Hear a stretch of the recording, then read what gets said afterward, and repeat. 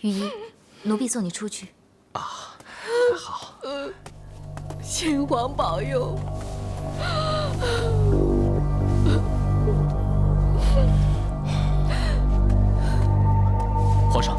皇上的龙体没什么大碍吧？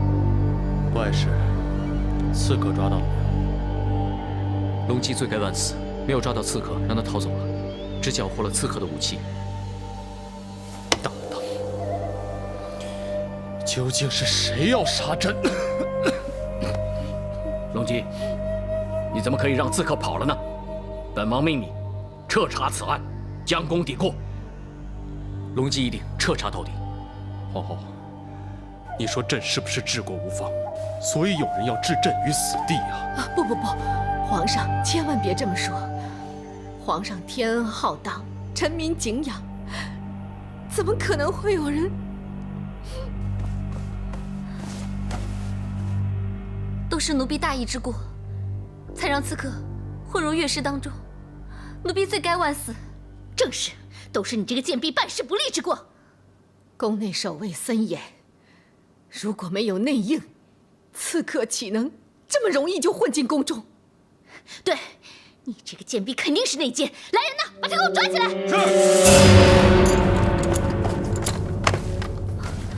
如果奴婢是内奸的话，我也不会站在这里了。请皇上、皇后娘娘明鉴。我看这件事情一定还有内情。皇上，朕心烦，此事交由皇后处理吧。把孟凡押入天牢，另行定断。是，走。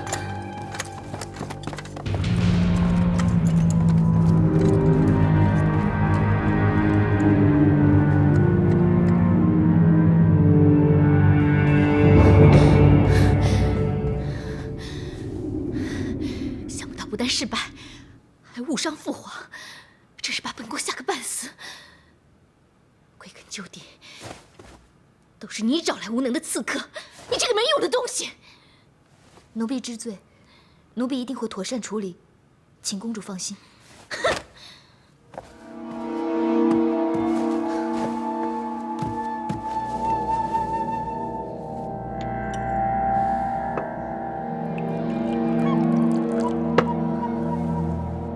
公主，喝杯茶，定定惊。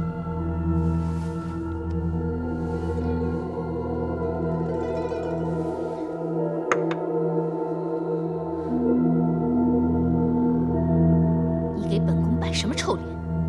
是怪本宫把你姐姐变成阶下囚了吗？奴婢不敢，奴婢只是不明白，这件事跟她一点关系都没有。但是皇后娘娘跟公主却把她送入囚牢，用意何在？如今所有人都以为刺客是来行刺父皇，可是刺客的真正目标是太平公主。刚好孟凡又下跪请罪，正好把弑君的罪名全部都推到他的头上。这样一来，他就非死不可。真是人算不如天算。公主的意思是要孟凡顶上行刺皇上的罪名，你心痛？奴婢只是认为，就算皇上相信孟凡跟刺客有关系，但皇上绝对不会相信，就凭一个宫女，竟然会派人行刺皇上。那当然，如果他背后有主谋的话，那就另当别论了。你去天牢跟孟凡说，如果他愿意正义，刺客乃是太平公主所派。本公主就留他一条性命。如果他不愿意，那你就叫他到九泉之下，再去告一状吧。孟福一定不负公主所托。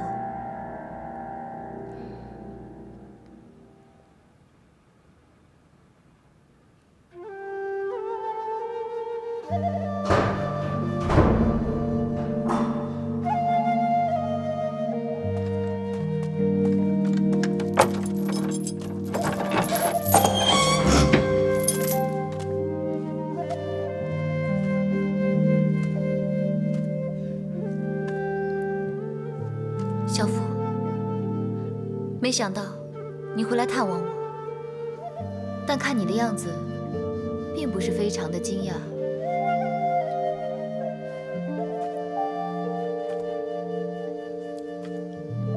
如今，我已经身陷囹圄，没有什么可以再令我惊讶。很好，处变不惊，果然有上仪的风范。不过，我劝你还是担心一下自己这条命。你我都曾经被囚禁天牢，一脚踏进鬼门关，还有什么可怕的？进入宫中之后，生死就已经由不得自己。至少我们还可以选择，是要在敌人身边享富贵，还是在亲朋身边享欢笑。连命都没有了，还笑给谁看呢？我今天到此，是安乐公主让我来给你条生路的。公主要我做什么？公主要你招认刺客，是太平公主派来的。宫闱之间，权力一向比亲情还要珍贵，这一点，你我应该都非常清楚。得到所有，却孑然一身，终究又有何用？既已得到所有，又何妨孑然一身呢？有云：“虎毒不食子。”禽兽尚且知道轻生之意，人若不知，岂非禽兽不如？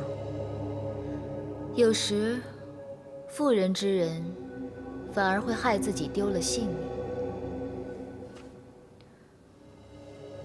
就算我愿意执政太平公主，事成之后，我一样也会被灭口。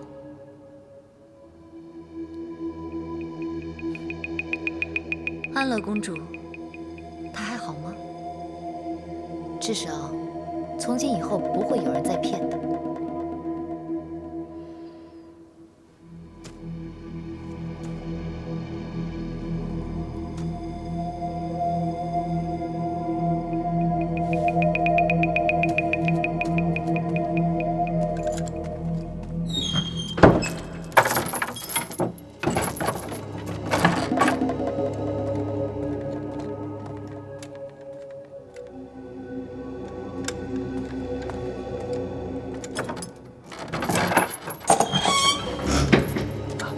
孟上仪这边请。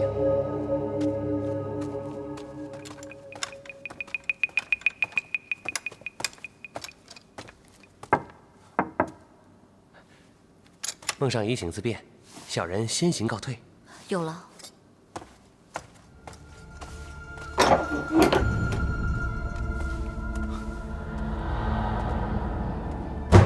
刚才孟福到天牢与你见面了。既然你已经知道了，又何必再问？本王只是有些担心，孟福会看出这里的蛛丝马迹，而对你有所怀疑。有谁会想到，郡王爷竟然把整个天牢都买通了，变成了自己的地方。孟凡不得不佩服。我们身在宫中之人，难免无妄之灾。自从上次你在狱中几乎遇险，本王就着手布置一切，就是为了以防万一。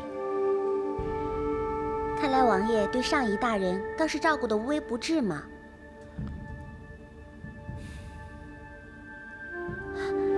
只不过想不到这个万一这么快便出现了。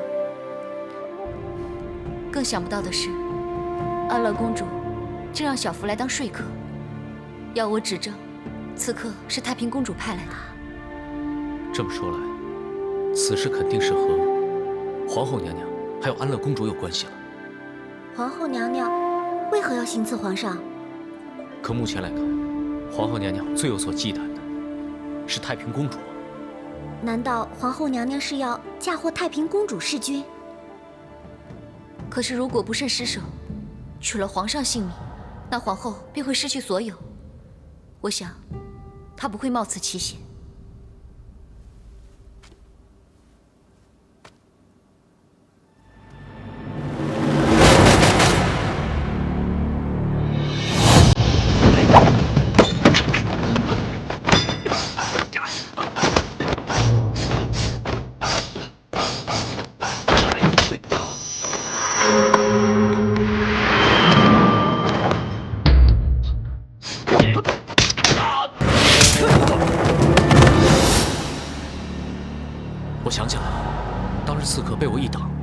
反而刺向了皇上。如果刺客没有改变方向，那刺中的应该是太平公主。皇后娘娘要杀的其实是太平公主。正因为刺杀失败，索性顺水推舟收监孟凡，再让他指证太平公主，让公主落得一个弑君之名，让她难逃一死。可是没有真凭实据，始终是空谈一场。香莲，你在孙乐师那边查到什么了吗？只知道孙乐师是家中独子，根本没有哥哥，其余还是了无头绪。看来只有找到孙乐师，才能知道幕后主谋是谁。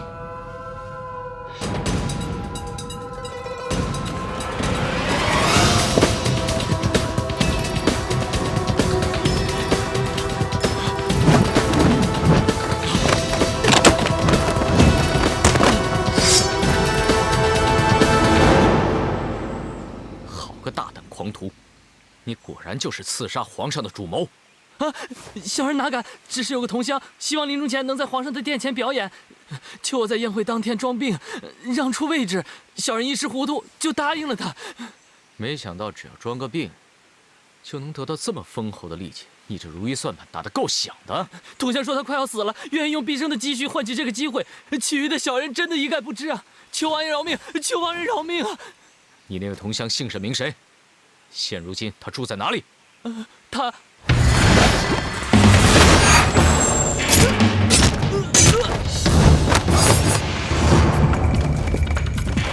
孙乐师，孙乐师，你怎么样？孙乐师，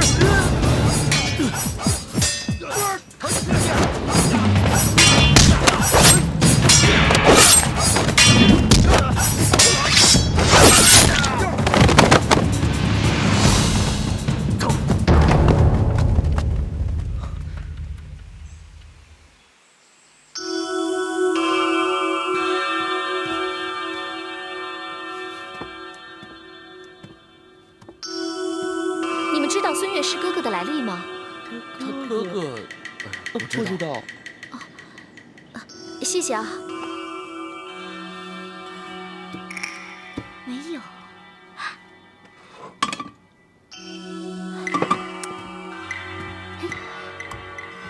齐乐师，你知道孙乐师哥哥的来历吗？不知道。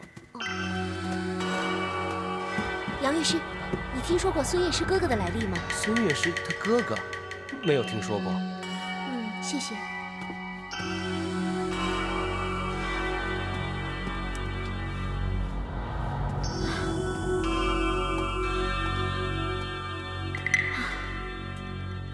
怎么都没有呢？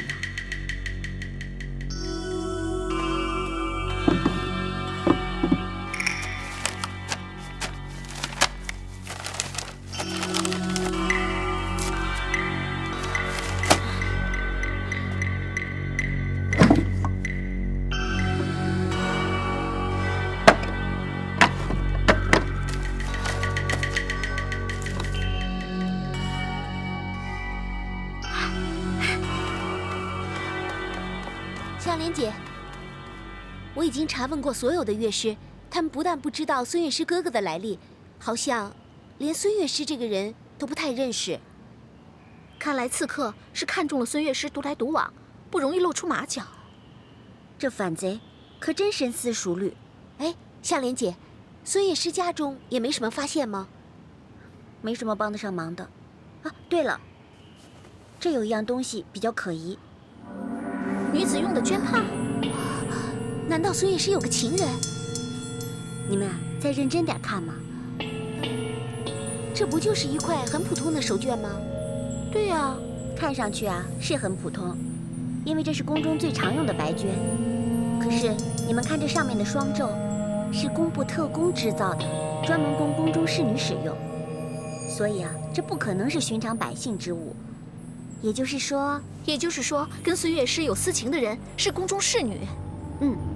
只要找到这个宫女，或许我们就能得到更多线索。我们再分头去查。一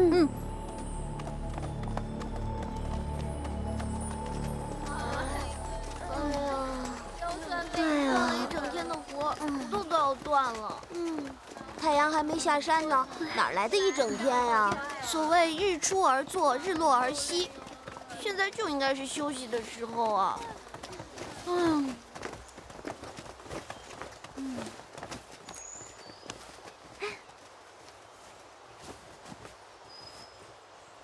小鱼，你这又是从哪儿偷来的点心啊？什么偷来的呀？这是昨天云霞姑姑赏给我吃的，我舍不得一次吃完。本来啊，打算今天去天牢看小凡姐的时候带过去给她吃的。小凡姐她怎么了？她没什么，还说很快就会回来了。真的？所以啊，我就把这个宝贝带回来，慢慢的品尝喽。小鱼，给我们也吃点吧。给我吃点吧。好好吃哦，我好幸福哦。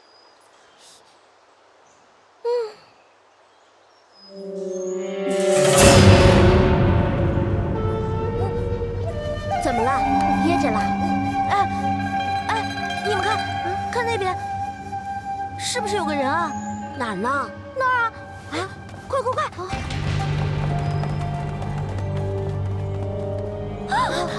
丹华！哎呀！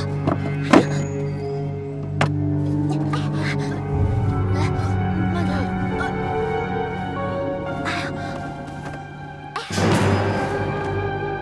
丹华，你为什么要寻短见啊？你快醒过来啊！醒醒啊！丹华，你为什么要自寻短见啊？醒一醒啊！仙女姐姐，你是来接我去西天的吗？哎呀，你胡说八道什么呀？我是小鱼啊！小鱼，你怎么也在这里啊？你也死了吗？哎呀，我没有死，你也没有死，是我们几个把你给救活了。发生了什么事？你要自寻短见啊？你们好坏啊！你们为什么要救我？你是怎么了？我们把你救活了，你还骂我们心肠坏啊？活着比死更难受啊！好了，不要哭了，快告诉我们发生了什么事了。是啊，你怎么了？你先告诉我们发生什么事了。不要哭了。孙月诗一死，唯一的证人便没有了。看来，我们只能从几个蒙面杀手中找线索。我从交手中发现，他们的功夫实在有些奇怪，不像是中原的武功。香莲，可有什么发现？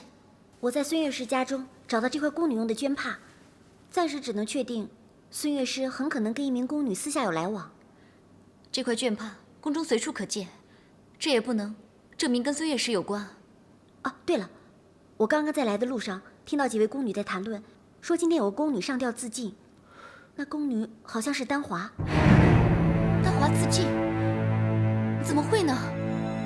详情我也不是很清楚，不过事情倒是有点巧合，怀疑很可能跟孙月诗的事情有关。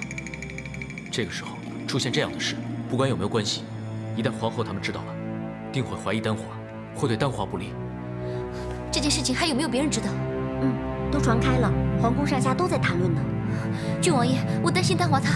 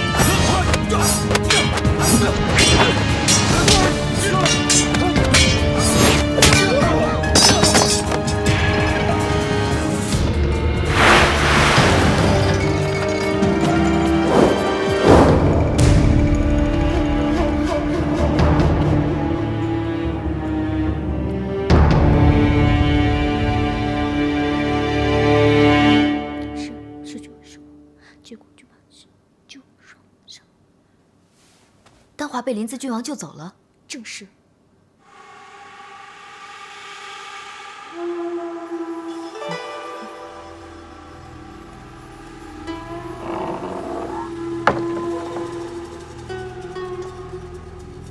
既然公主这么喜欢杀人，那你就杀好。我还是一样会一如既往，置身局外，静观其变。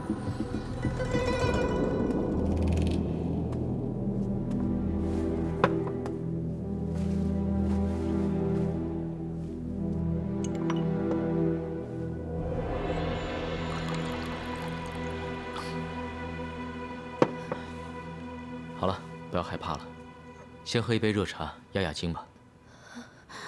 在本王这里，你大可放心。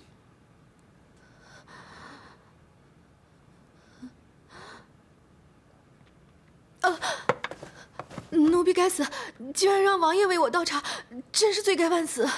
没事，你先坐下，本王有事要问你，你一定要如实回答。是。你知不知道那个想杀你的人究竟是谁？那你又为何要上吊自尽呢？王爷你都知道了。而这一切是不是和孙乐师有什么关系？绝对没有，我不认识什么孙乐师，而且刺客的事情跟我绝对没有半点关系。你大可以放心，只要你对本王坦白，本王可以答应你，绝对不会怪罪于你。好了，现在可以说了吗？王爷，丹华真的是无辜的，我只是对音律有兴趣，曾经向孙乐师讨教过，之后他便常常找我聊天儿。那你有没有造访过他的家呢？就一次而已，那次孙乐师说他身体不舒服，要我替他抓几贴药，那时候他家里还有别的客人的，我跟他之间绝对没有任何越矩之事。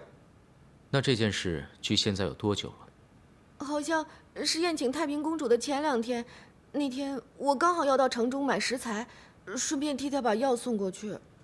这么说，那位客人就是当日假冒孙乐师兄长的那个刺客喽？虽然我没有看清楚他长得什么样，但是从身高和体型来看，跟那个刺客不一样啊。不是他，那是谁？我想想，我记得那天我去孙乐师家的时候，这件事该怎么做，你心里有数了吧？这恐怕……孙乐师，孙乐师，孙乐师，丹华，你怎么来了？昨天你不是说身体不舒服吗？我今天进城，顺便替你抓了几贴药。你是特意为我抓的药啊？不是说顺便了吗？哪有特意替你费心啊？哦，我差点忘了，这个呀，是我在宫里拿的几颗贡枣给你下药的。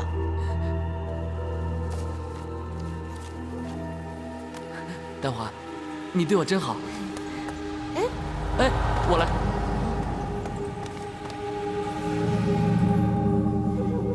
哎，你有朋友来访啊？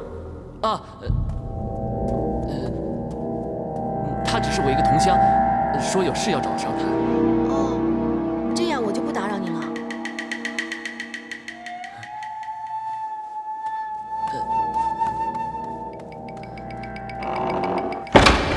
你说那位客人腰缠的叠鞋带乃是玉石所制，带上配着环刀、火石等物，难不成是个武官？你可还记得那个人的叠鞋带上附有多少个垮？好多啊，又方又圆的，应该有10个以上。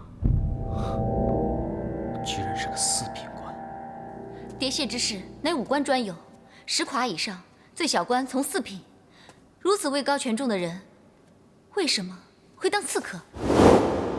或许是因为皇后已重赏幼旨，所以一时被利欲熏心了。要冒此奇险，得用何等重赏才会令人心动呢？或许所赏之物不是今天的金银财帛，而是他日的高官厚禄。可是这个任务实在是要冒生命危险，如非高手绝不能成事。皇后此刻正是用人之时，此等高手她怎么会轻易放弃？我看此人的武功，并非中土门派，难道是皇后从藩邦将他招过来的？宫中武官，据我所知，身怀异地武学的，只有当年吐蕃向太平公主求亲之时，曾经为了讨好公主，派来高手教公主习武。啊，莫非这个人就是公主的心腹？假如皇后收买的是太平公主的心腹，除了协助皇后之外，此人已无其他退路，定然不会出卖皇后。而且就算失手被杀，皇后也不会有所失。那我就让香莲去查一下，看看太平公主设宴当天有谁没有到场，说不定那个人就是太平公主的心腹。好，我们就一起打探，相信此人身份定会昭然若揭的。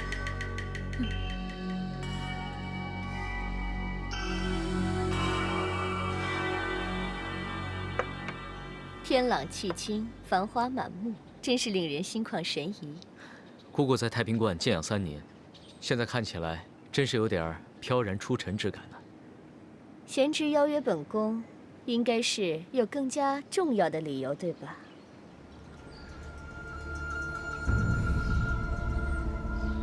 你先退下吧。是。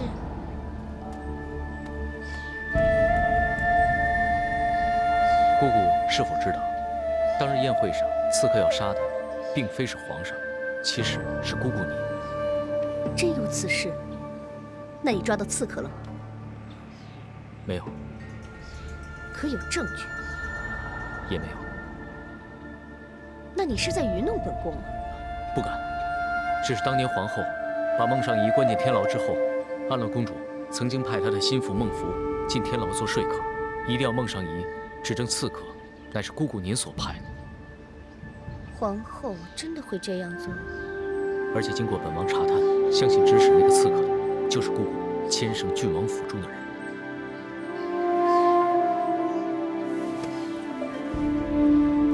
你的意思是，皇后收买了本宫的心腹，派人刺杀本宫？没错，成功即可达其目的，置姑姑于死地。然而就算失败，刺客当场被擒，供出谁是指使他的人，只会说是姑姑，根本就牵扯不到皇后的身上。这个人是谁？目前已经发现可疑之人，但证据不足，所以还不能最终确定。事关重大，贤侄却了无凭证，你叫本宫如何相信你？只要姑姑今夜能够依侄儿所言行事，到时一切便可水落石出。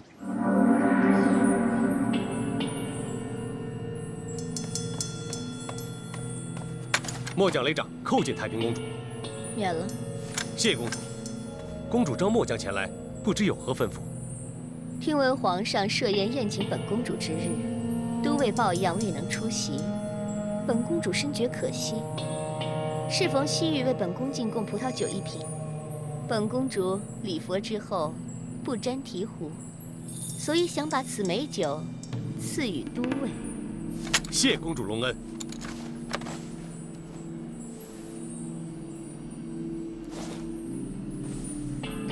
好酒，很久没有尝到这么美的滋味了。素闻都尉武功盖世，几百家之长，不知都曾拜在哪几位名师门下？不敢，末将那些都是花拳绣腿，恐怕难入公主法眼。是吗？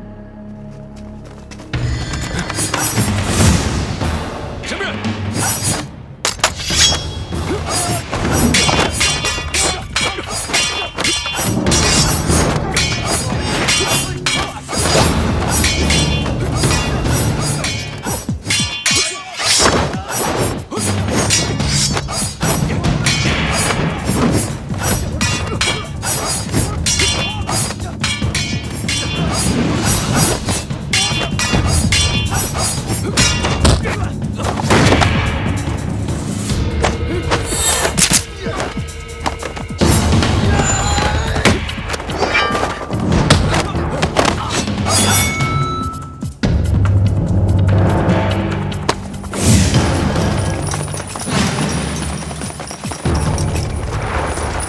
你们这是干什么？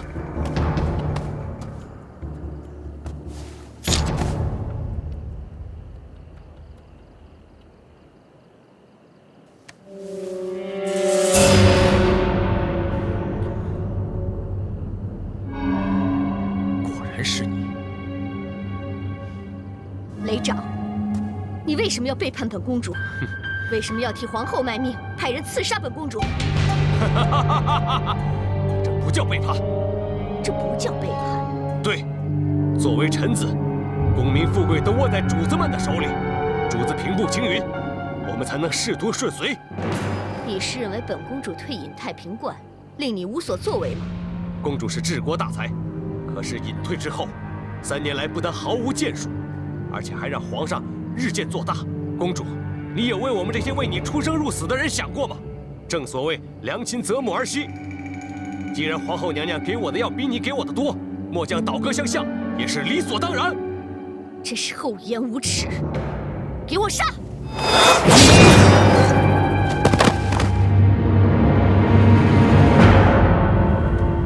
既然现在大患已除，那姑姑也可以安枕无忧了。想要安枕无忧，还得办一件事。见皇上圣体金安，微臣亦稍觉安心。朕的伤势已无大碍，众卿家不必费心。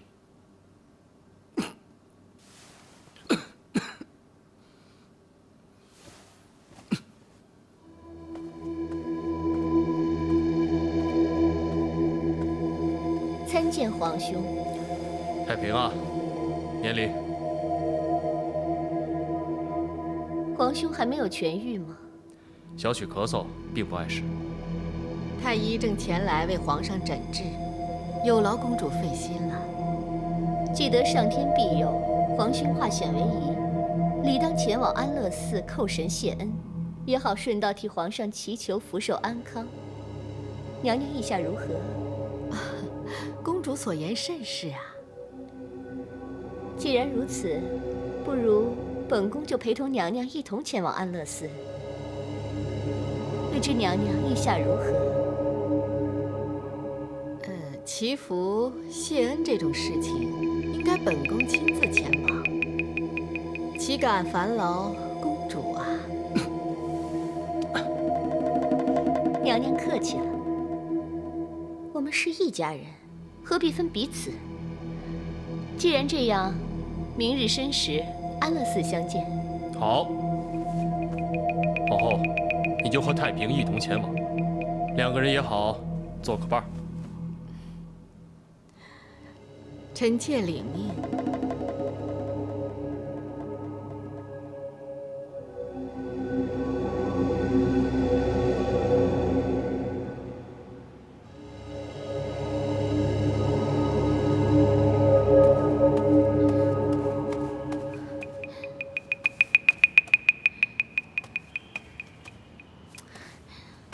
姑姑好大的架子，竟然让我们等她这么久。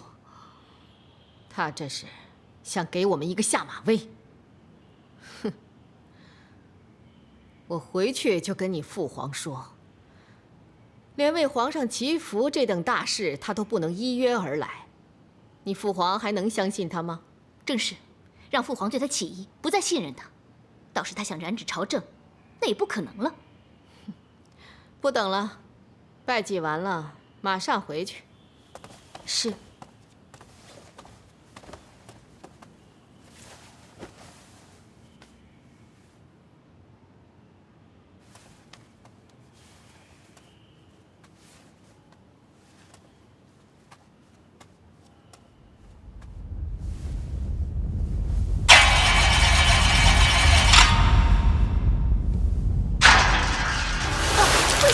快走啊！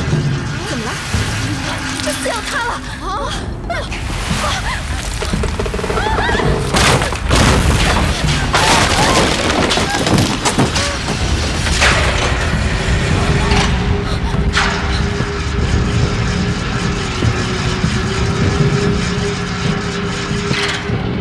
抱歉，本宫来迟了。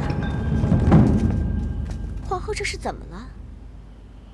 呀，好端端的一座寺庙，怎么就倒了呢？怪不得我今日出门的时候心绪不宁。还好我立刻在后院设坛祷告，保佑皇后和侄女平安无事。看来我的诚意打动了上天啊！哼，你好大的胆！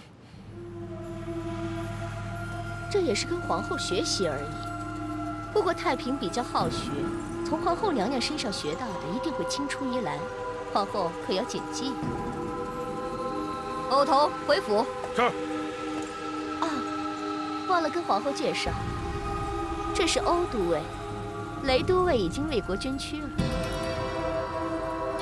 此人是我找来代替的。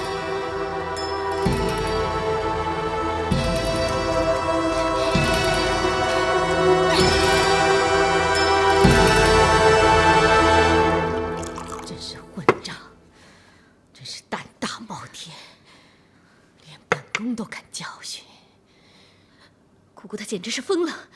为了要我们俩的命，竟然把整个阿莱寺都给毁了。都是你，你这个贱婢！叫你去刺杀太平公主失败，叫你让孟凡去指证她，又是不成。本宫怎么还能让你活着？好了，说什么也是他救了我们。 还算是有点用处的。哎呀，你这个姑姑，她以为她够狠，本宫都要她见识见识，什么才是真正的心狠手辣。母后息怒啊，千万别意气用事啊！我不出手，她还以为我怕了她。姑姑竟然敢把整个安乐寺都给毁了，就是在宣示她的实力。 刚才不是说得很明白了？如果我们给他发狠，他就会比我们更狠的。这样你来我往的，只会两败俱伤啊！你什么意思？你要我放过他？我这口气怎么咽得下？只是暂时按兵不动，从长计议，想到一个万全之策，我们再动手。 可别因一时意气坏了我们的大事。按兵不动什么意思啊？啊？按兵不动就是什么都不能做。这要按到什么时候是个头？我真是气死我了！皇上万岁！万岁！众卿家平身。谢皇上。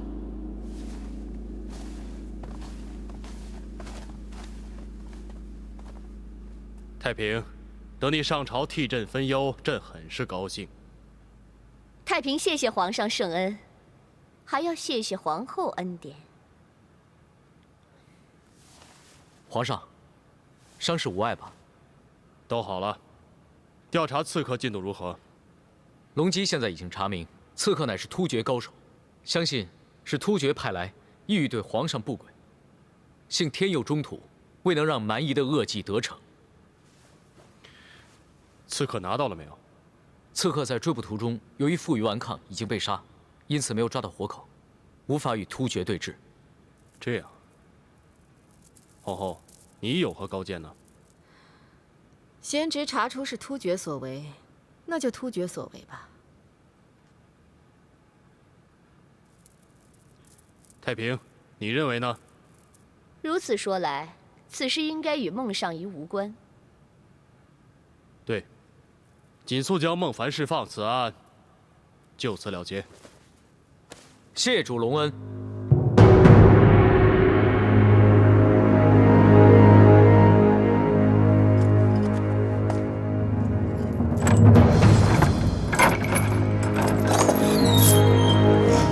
你可以走了，跟我来吧。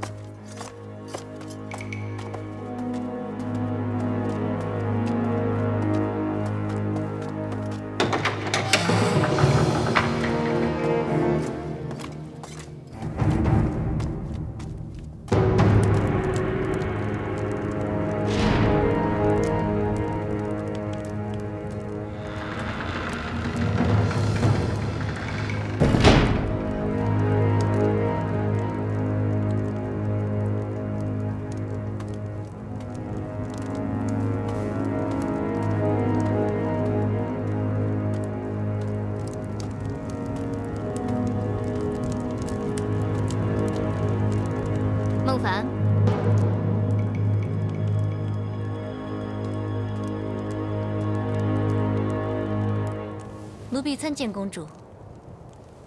孟大人。孟上仪。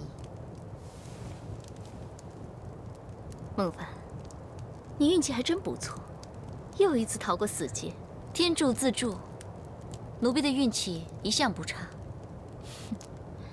好运气不会永远都在你身边。等下次你再被打进天牢，我一定会叫你尝尝，什么叫做生不如死。能得公主记挂，是奴婢的福气。不过公主恐怕要多等一些时候了，因为奴婢还有心愿未了，所以还不想死。放心，本宫一定不会让你轻轻松松的死去。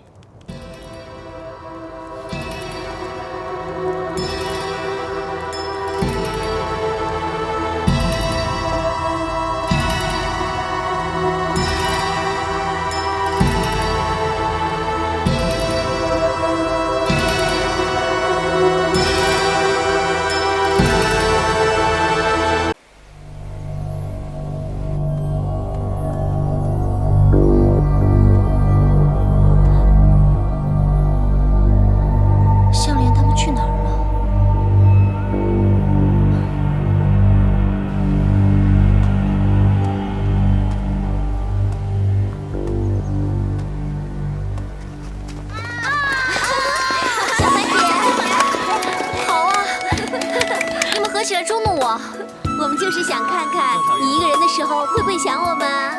终于让我们看到你挂着马脸快要哭的样子了。我可是被大家逼着干的，不要怪我。我呢，就是想你们想得发慌了。谢谢你们。当然要谢谢我们了。为了欢迎你回来，我们可是筹备好几天呢。还要谢谢你们，把我从天牢里救出来。要不是你们，我恐怕就……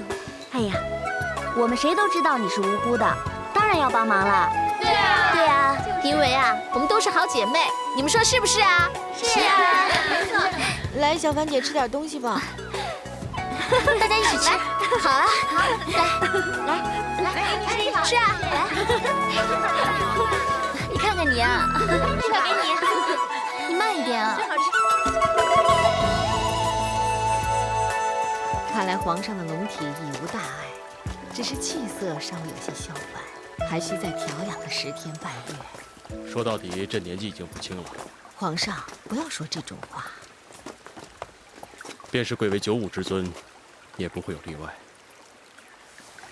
你看这满园的百花，不管开得有多么灿烂，也总会有凋谢的一天。皇上，你看，这些牡丹花开得多娇艳呐！都是从渤海国进贡来的珍品，我们一起去观赏一下。走。哎呀，皇上，你看，哎呀，开得多么灿烂呐！你看，黄的、粉的、红的、紫的啊！果然是雍容富贵，缤纷艳丽，真不愧是花中之王。哎，你看，花开寓意吉祥，真吉利。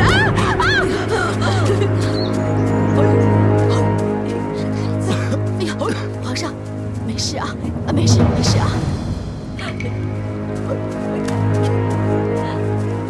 这是太子。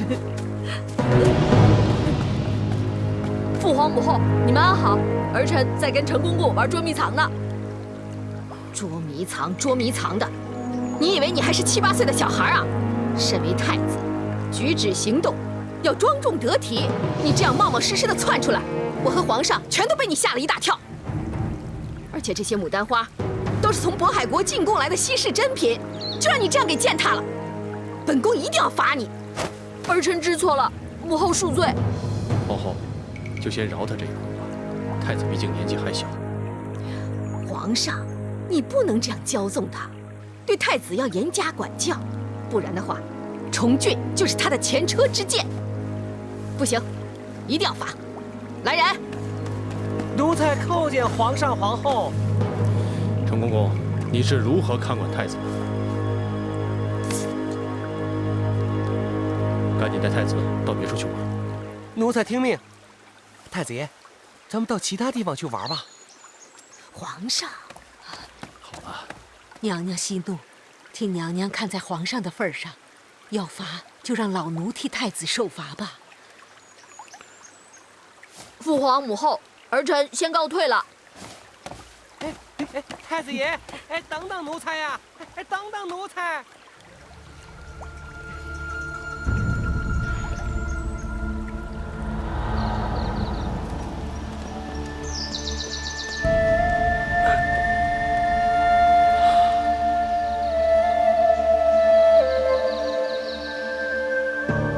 皇兄龙体出狱，本应在宫中好生静养，何以突然邀约我与皇妹到此郊游啊？朕这阵子困在宫中养病，早已觉得闷坏。忽然想到，朕已经不知道有多久没有与你们闲话家常、叙叙天伦了。正巧这几日朕的伤势已有好转，今日又天朗气清，便一时兴起，相约你们把臂同游，顺便舒展一下筋骨。原来如此，皇兄既然有这个雅兴，太平自当奉陪。可是皇兄啊，为何不让皇后与公主陪伴左右啊？皇兄看起来好像有心事。皇后与公主，还不就是因为他们两个吗？一个是牢骚满腹，整天在朕的面前借机大发慈威；另外一个是死活闹腾着要当上皇太后，终日纠缠不休。夹在他们两个中间，我哪有耳根清净的一天呢？请恕皇帝直言，皇兄贵为一国之君，为百官万民表率，岂能动辄受制于困为闺阁，见火于妇人妻女？皇兄实在要对皇后、公主多加管束，以免贻笑天下。话虽如此，但如今太子已立，皇后与公主还在为皇太女之事纠缠不休，不依不饶，全是因为皇兄迟迟未立遗诏，早定国戚之故。倘若遗诏一立，太平推想，定能叫他们平息此事，不做他想。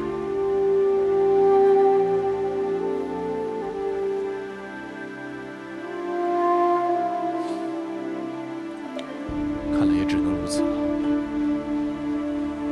陛下，陛下，我要见陛下，我要见陛下。什么事？跪下！回皇上，有人冲扰圣下。胆子不小。你是何人？请陛下恕罪，微臣乃许州司户参军燕青荣。微臣虽是人微官卑，对朝廷的一片忠贞却是天日可见。冒死冲撞圣驾，只为有国事面陈，望陛下恩准。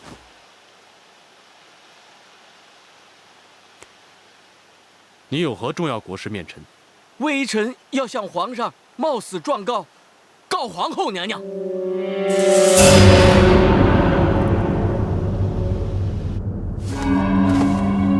启禀皇上，皇后娘娘与安乐公主目无君上，招权纳贿，卖官鬻爵。如今朝野上下谁不知道？哪怕是不学无术、目不识丁之徒，只要交上30万钱，即可买得一官半职。如今已使地方冗员多至数千人。自我大唐开国以来，封官之滥之乱，可谓从未有过于今日者。你说的都是真的？微臣愿以人头保证，绝无一字虚言。微臣泣血御状已毕，祈求皇上能用心详察其情，早日肃正歪风，严明法度。尤其慎防大权旁落，太阿倒弛，务必正有己出，独揽朝纲。如此，则天下幸甚，万民幸甚，社稷幸甚。你先行退下，朕自有处置。微臣告退。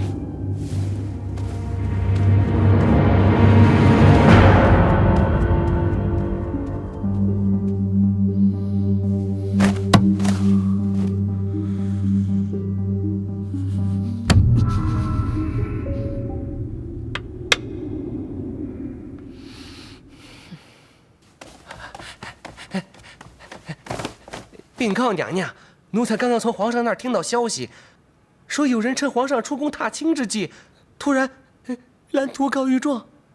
他要告的，正是皇后娘娘。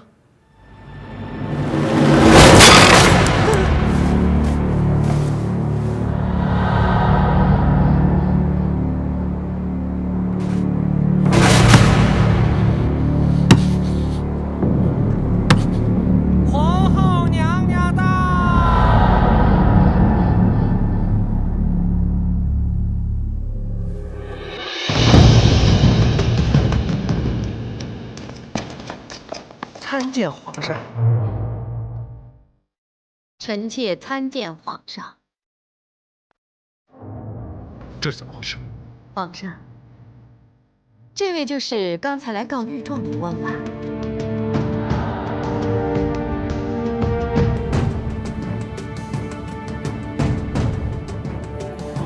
怎么才骗了不久，他就变成这样了？难道是皇后你派人打的？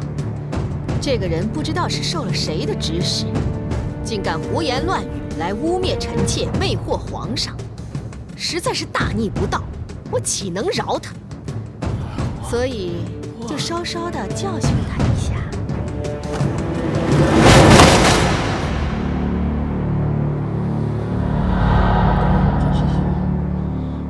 你怎么可以？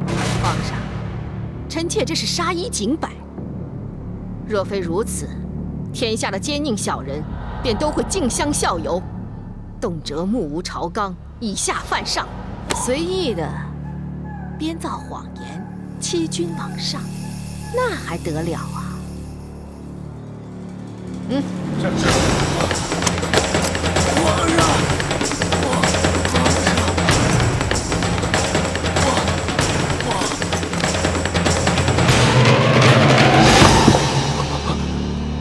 皇上，皇上保重。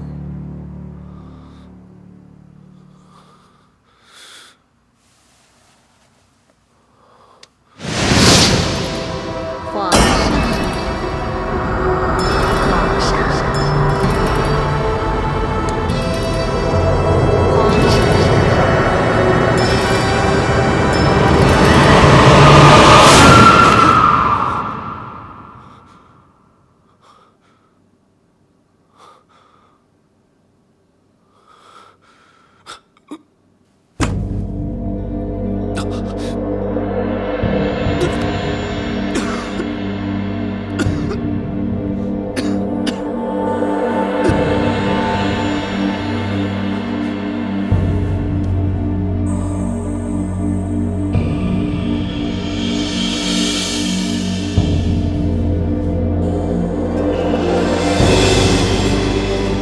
上。参见娘娘。娘娘，皇上今日不知何故，比平日里起得都早，5更还没交过，便换上朝服，独自移驾离宫，也没说要去什么地方。知道了。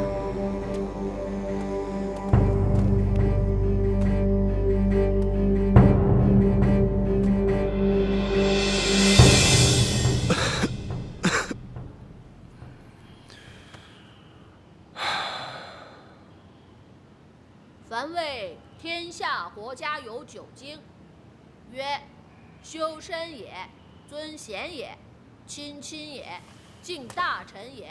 修身则道立，尊贤则不惑，亲亲则诸父昆弟不怨，敬大臣则不炫，体群臣则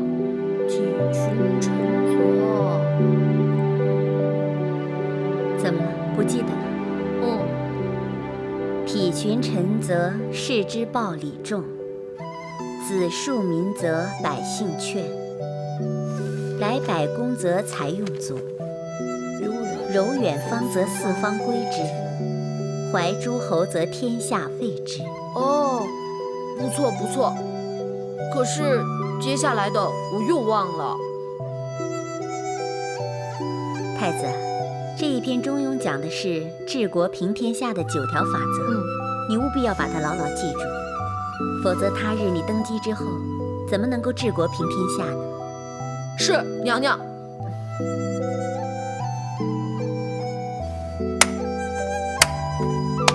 参见皇上。儿臣参见父皇。平身。谢皇上。昭容，甚好。昭容，你是什么时候开始教导太子功课的？朕怎么一点也不知道？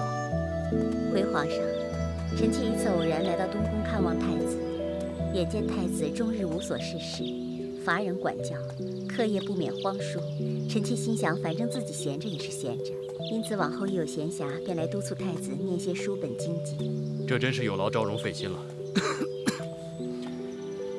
太子得到你这位名师指点，课业必然大有长进，朕可以放下心头大事了。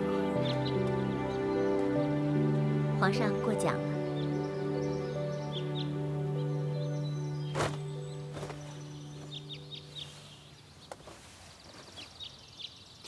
朕已深知这副社稷重担早晚要交到太子的身上，但是朕有担心，太子能否胜此大任？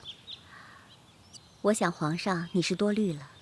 以臣妾看来，太子生性聪慧，只是少年心性未除，不免稍沾了一些怠惰习气。要是细心雕琢，他日必成良质美玉。只怕朕是没有机会看到这一天了。皇上，何出此言啊？昭容进宫日久，对于皇后的所作所为，应该早已亲眼目睹了吧？皇后，她怎么了？往日，不管她要如何干政弄权，如何独断专行，朕念在曾经一番患难夫妻之情，也就只好由着她吧。可是自从立了太子之后，她似乎变得变本加厉，得寸进尺，对于太子更是表现得冷漠如霜，殊无半点母子情分。皇后溺爱安乐公主，这是大家都看得见的。当日皇后还要立公主为皇太女，可是皇上没有接纳，皇后难免会心怀怨愤。她要立皇太女这番居心，朕岂有不清楚之理？母女二人一门心思，即要效法先妣母皇所作所为，这是朕绝不能容忍之事。那皇上有何打算？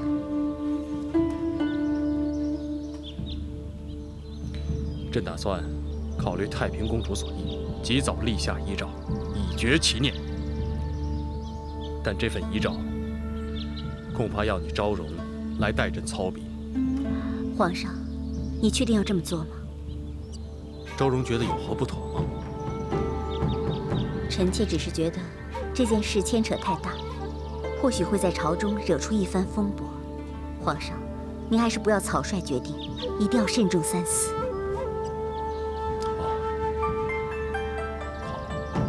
那么朕再好好参详参详。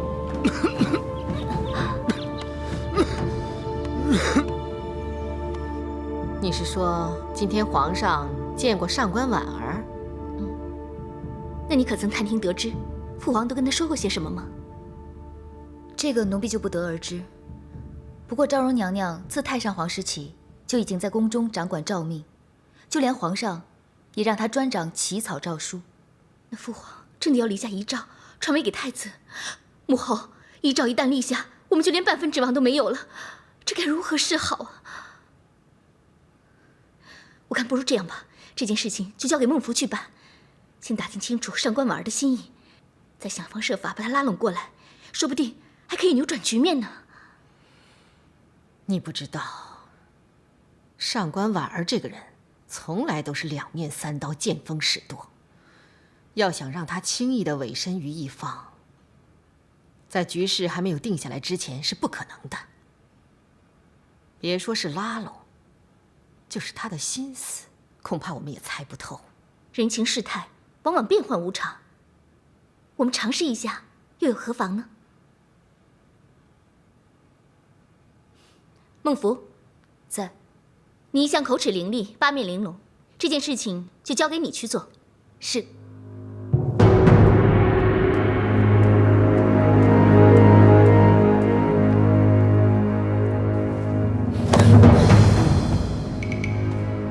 上，皇上，你要是真的一意孤行，那就别怪我无情了。母后，您的意思是要……休怪我不讲夫妻情分，是他逼我走上这条路的。不过母后不能这样做，事情还没有到那种绝望的地步，说不定还有转换的余地呢。就请母后再忍耐一些时候吧。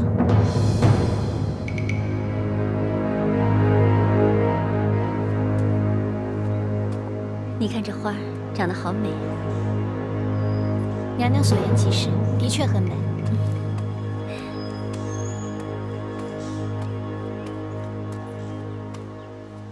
孟福参见娘娘。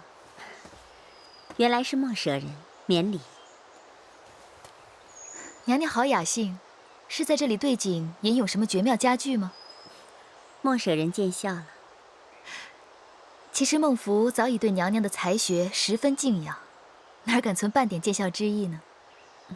再说，孟福自问胸无点墨，能当上这个内舍人，纯粹是机缘侥幸。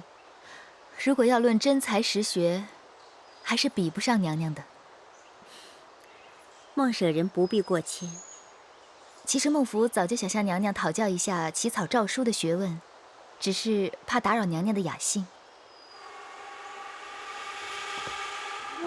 其实，不是讲究什么学问，也不是讲究什么骈思历练，只要言简意赅，写得通晓明白就可以了。不过，如果是为皇上起草诏书，那可是一点都不能马虎的。可话又说回来，皇上如此器重娘娘，若是真要拟定什么要紧的诏书，还是要仰仗娘娘的撰笔大才。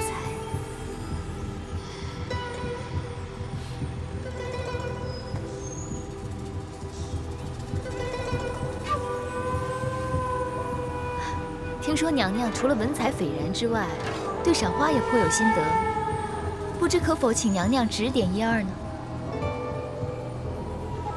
我想内舍人你误会了，本宫并非惜花之人。其实赏花、赏月、赏雪都是一样，只不过是一件赏心悦事罢了。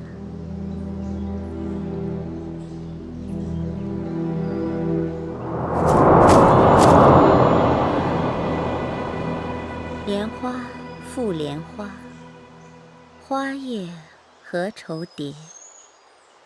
千花莲共地，折藕爱莲丝。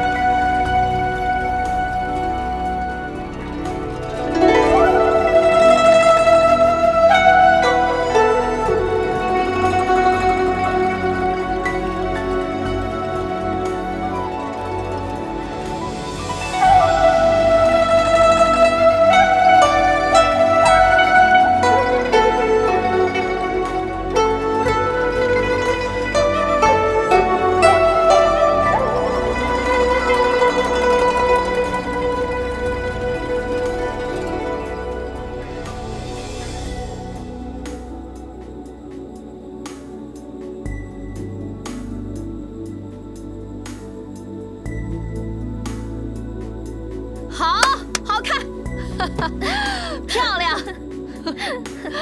重重有赏。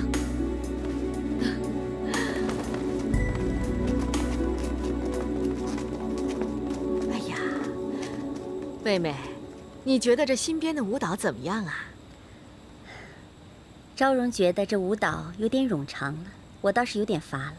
哦，是吗？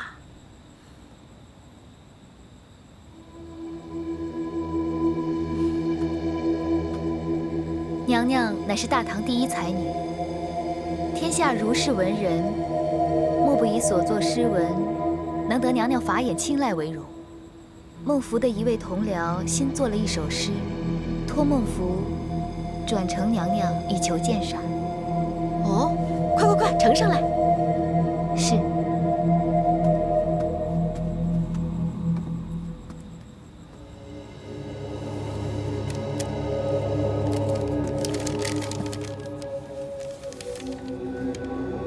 不分捐恩断，新妆试镜中。荣华上春日，娇爱已秋风。枕席临窗晓，围屏向月空。年年后庭树，荣落在深宫。哎呦，好诗啊！这首诗是何人所作？柏林望族崔氏，如今是中书舍人的崔公子崔实。哦，原来是他。崔氏一门三杰，相府闻名，而且这崔公子少年时就着登进士第，堪称是高才俊彦。怪不得他的诗词意境深远，韵味隽永。原来娘娘对他早有所闻。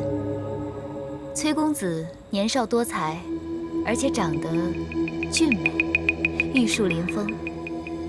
他对娘娘也是非常的仰慕。此人此刻正在外专候，想一睹娘娘风采，不知娘娘可愿见他一面？哎呀，既然来了，一见何妨？传他过来吧。是。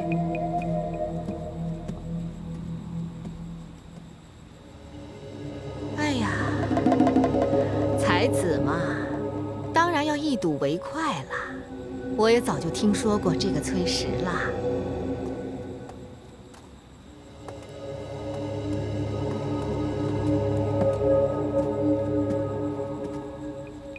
这位就是崔公子。微臣崔实参见皇后娘娘、安乐公主、昭容娘娘。平身吧。谢娘娘。哎呀，果然是一表人才，崔实。刚才昭容娘娘对你进呈的诗篇，可是赞不绝口啊。崔实谢过昭容娘娘。哎呦，你看啊，你们看看，你们两位可是一位是当世才子，一位是当世才女，往后以诗句酬和，一定会传为佳话的。来。赐座。谢皇后娘娘。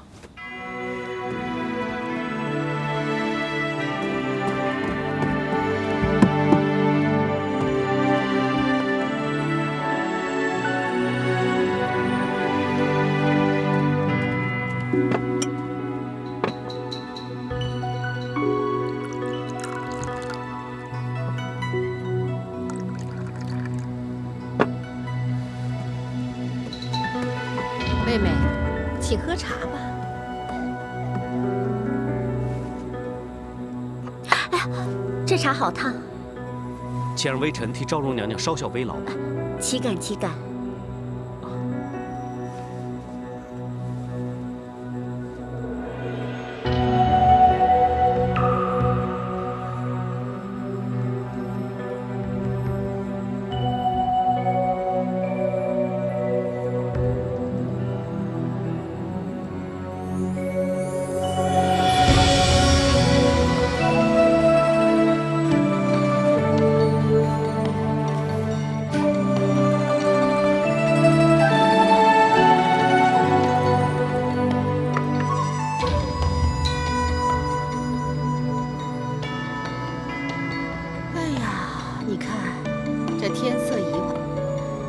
妹妹，如果觉得困倦了，不如早点回宫休息吧。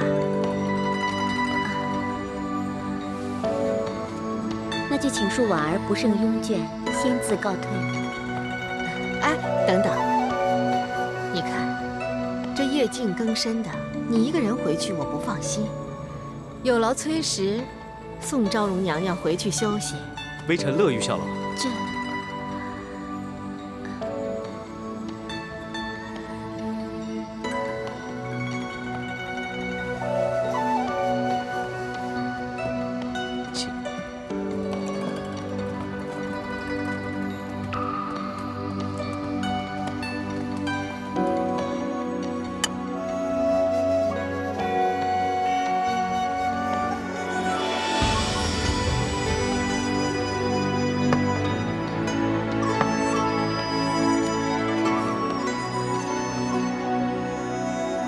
还是我来吧。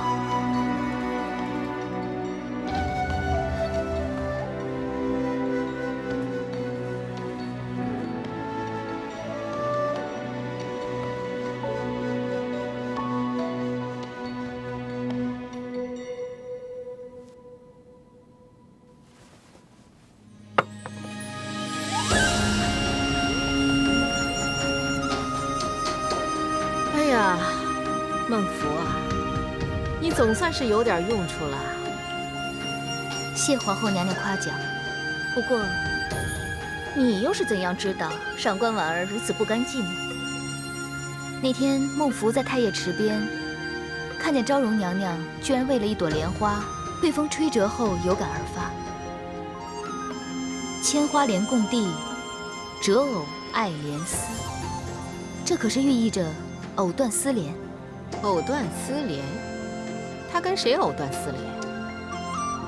当年太上皇在位，昭容娘娘曾与她的男宠张昌宗私通款曲。这个张昌宗素有“莲花六郎”的美誉。藕断丝连，莲花六郎。原来那个贱人还是对他念念不忘。昭容娘娘久居深宫，独守空闱。 而张昌宗容貌俊美，娘娘对其思念也是平常。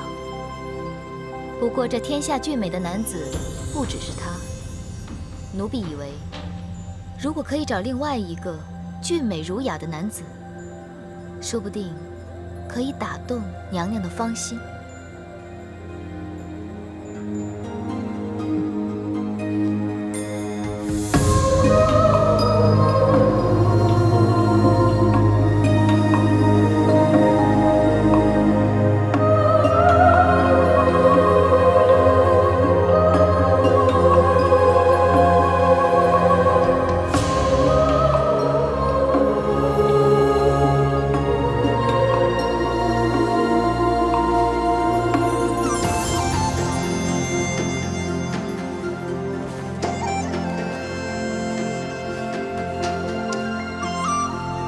什么藕断丝连呢？这贱人不过就是孤枕难眠，不甘寂寞。六郎、七郎、八郎、九郎，凡是俊俏的，她都要。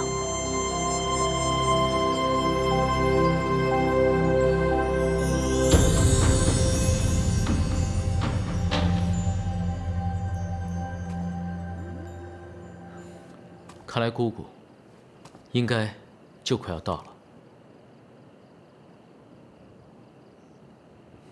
孟福近来如何呀？近日可有什么动静？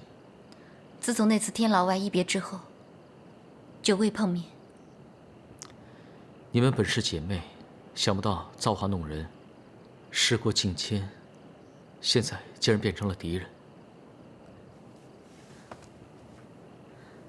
事到如今，无需多提。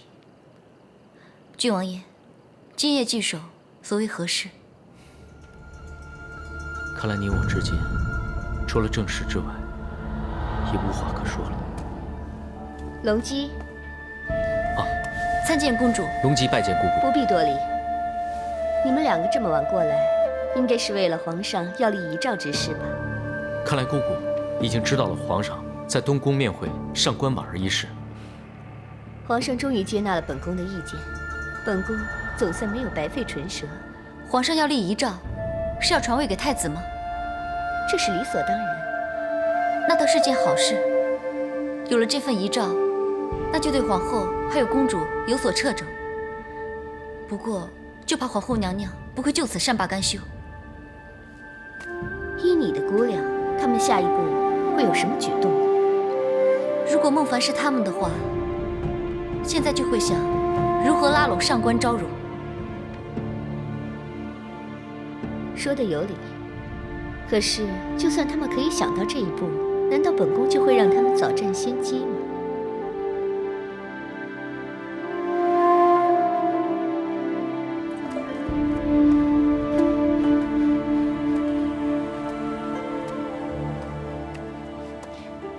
娘娘，今日似乎特别的精神焕发，想必昨夜做了一场美梦吧？好你个刁嘴丫头！只不过不知这崔十公子比起莲花六郎如何啊？你真的想知道？来，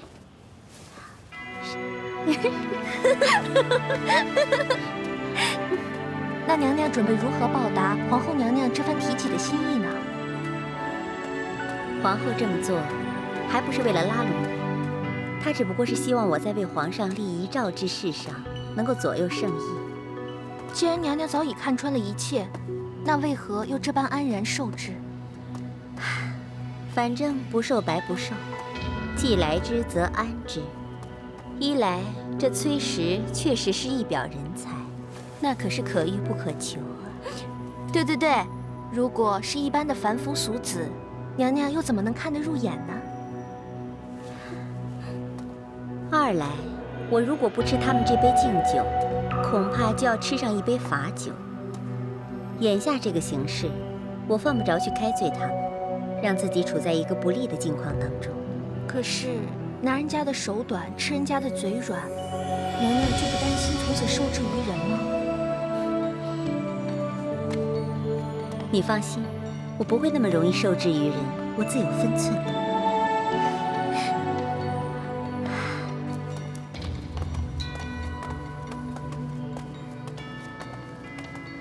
奴婢参见娘娘。免礼，谢娘娘。孟凡，别来无恙。托娘娘的福，虽然近来屡遭小劫，但总算逢凶化吉。只怕你是另有吉星相照吧？娘娘真是心如明镜，宫中一切都逃不过娘娘的法眼。此番到来所谓何事？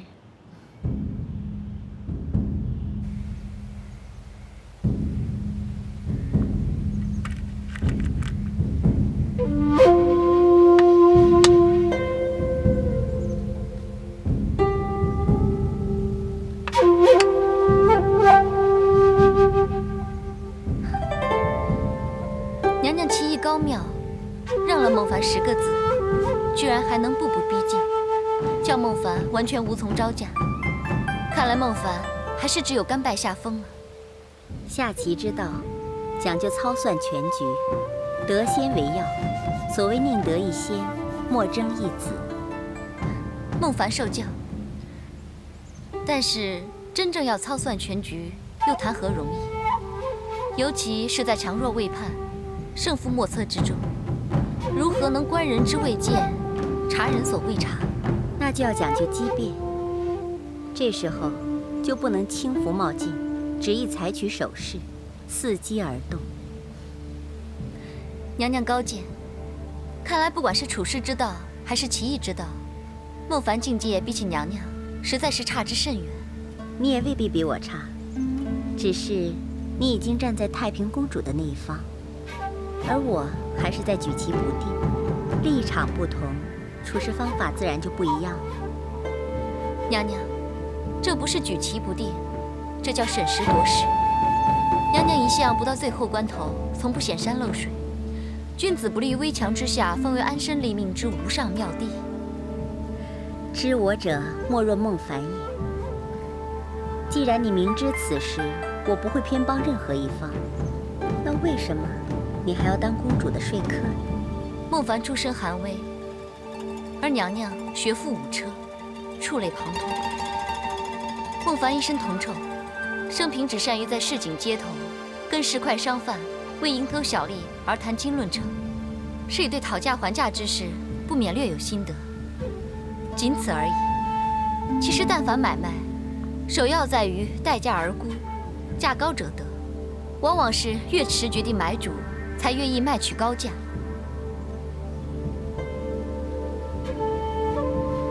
但也有一种买卖，用不着打算盘，也可知道是最为划算的。比如买方肯先付货款，却不忙取货，只求卖方把货暂时搁起，保证不卖与别家。不知娘娘认为孟凡说的对与不对？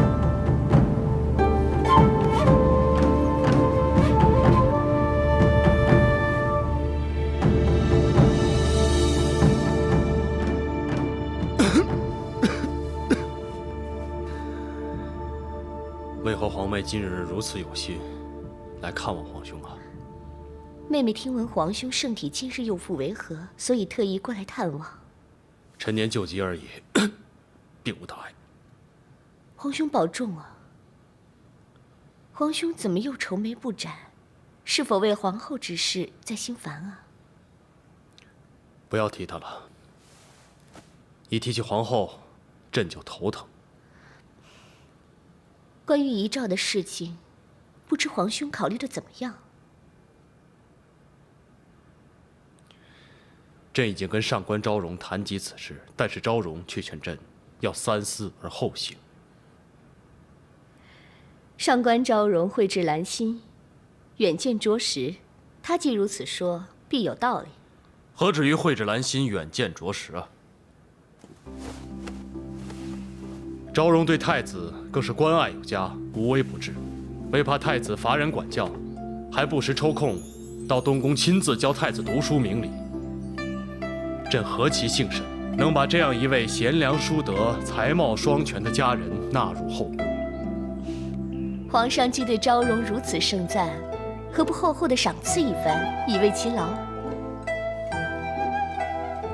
朕何尝没有此意，只怕此举会触怒皇后，招来皇后的妒意，到时候还不知道会闹出多大的乱子来。妹妹这儿倒是有个主意。朕愿闻其详。皇兄不是一向特许本朝的宗室子女，可以在宫外营建宅地作为别院吗？只要皇兄下一道谕旨，广施恩泽于后宫的嫔妃，让他们也享受此等待遇，然后再借妹妹的名义，后赐一所府地给昭容，这样就不怕触犯皇后之忌了。好主意，朕就依皇妹所言去办。